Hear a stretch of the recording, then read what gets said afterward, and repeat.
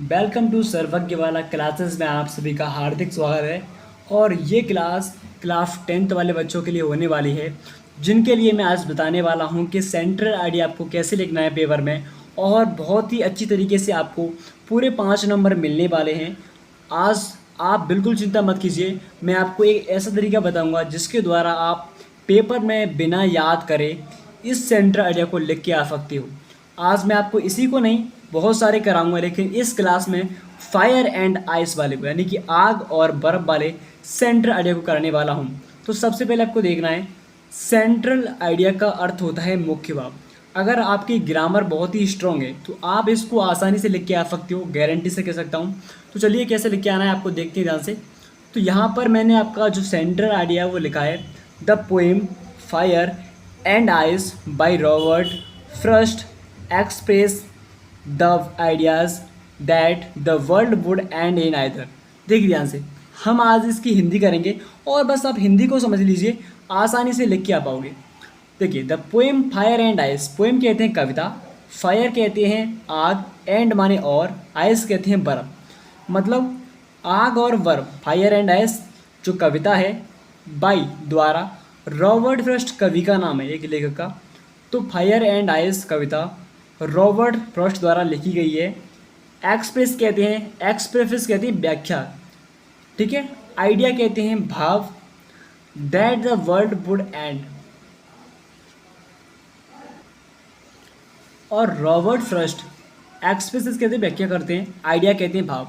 तो Robert Frost अपने भावों की व्याख्या करते हैं दैट के the world would and, world कहते हैं संसार, वुड एक हेल्पिंग वर्ब है, सहायक क्रिया, बिल का वुड होता है पास्ट में, एंड कहते हैं समाप्त, इन माने में, यानी ये संसार समाप्त होगा, in either of two ways, दो तरीकों से, बेस कहते हैं रास्ते या फिर तरीके, टू माने दो होता है तो दो तरीकों से समाप्त होगा, बाई द्वारा, आइस यानी बर्फ के द्वारा, और बाई फायर या तो बर्फ के द्वारा समाप्त होगा या फिर आग के द्वारा। इतना क्लियर? हाँ sir. According to the poet, according कहते हैं अनुसार, पोइट कहते हैं कवि, तो कवि के अनुसार। ओके, आगे पढ़ते हैं। देखिए, fire symbolise human desires, grade, cruelty, etc। देखिए ध्यान से देखिए, तो अकॉर्डिंग टू द पोइट कवि के अनुसार, आग फायर कहते हैं आग, सिम्बोलाइज कहते हैं प्रतीक है, ह्यूमन डिजायर्स मानव आकांक्षाओं, डिजायर्स कहते हैं इच्छाओं या फिर आकांक्षाओं, ग्रिड कहते हैं लालच, और क्रूल्टी कहते हैं क्रूरता। तो जो आग प्रतीक है वो मानव आकांक्षाओं, लालच और क्रूरता का प्रतीक है, आदि का प्रतीक है। आगे पढ़ते हैं।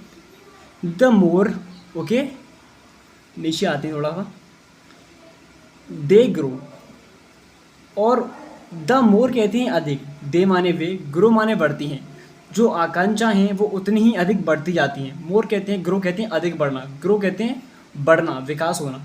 There is no end to them, there is no end to them, okay. There is no end, इनका कोई अंत नहीं है, एंड कहते हैं समाप्त या फिर अंत, टू देम उनका, ठीक है। आगे बढ़ते हैं।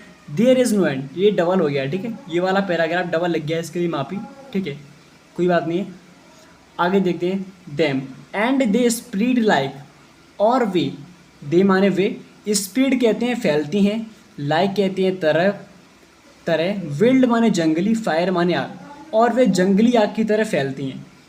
जो आकांक्षाएं होती हैं, लालच, क्रोध और क्रूरता, वो जंगली आग की तरह फैलती है, ओके। एंड और engulf your whole life, and माने और होता है, इनगोल्फ योर होल लाइफ, और आपके संपूर्ण जीवन में प्रवेश करती हैं। इनगोल्फ कहते हैं बिखरना या फिर प्रवेश करना, एंटर का सिनोनियम है, ठीक है।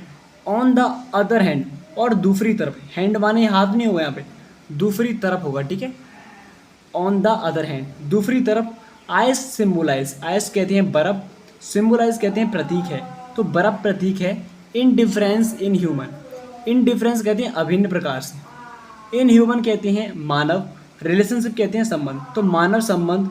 हेटेड कहते हैं नफरत, घृणा, कोल्डनेस कहते हैं रूखापन, एंड माने और, रिजिडिटी कहते हैं, इसका अर्थ होता है कठोर, ओके। हाँ सो, तो जो बर्फ़ है वो इन चीज़ों का प्रतीक है, मानव सम्मत, घृणा, रूखापन और कठोरता। पोइट हैज़ द व्यू, कवि का मत है, इसका अर्थ तो क्या होगा, व्यू मत है, दैट कि, ओके ध्यान से देखिए, बोथ दोनों, fire and ice are equally competent in bringing the world to a complete end. यानी बोथ कहते हैं दोनों, आग और बर्फ दोनों से इक्वली समान, कंप्लीट एंड इन ब्रिंगिंग मतलब दोनों के द्वारा, वर्ल्ड कहते हैं संसार, टू अ कंप्लीट एंड मतलब पूरी तरह समाप्त हो जाएगा, कंप्लीट कहते हैं पूरी तरह से, एंड माने समाप्त। तो आपको ये सेंट्रल आइडिया कैसा लगा, और आपको ऐसे बहुत सारे कराऊंगा, आपको जो भी कमी दिखी हो तो प्लीज़ कमेंट कीजिए, हम आपको वो कमी भी पूरी करा देंगे, ठीक है।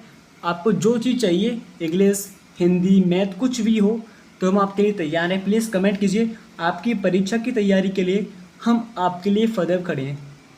Thank you so much. अगर वीडियो अच्छी लगी हो तो वीडियो को लाइक कर देना, साथ में चैनल को subscribe. Thank you so much.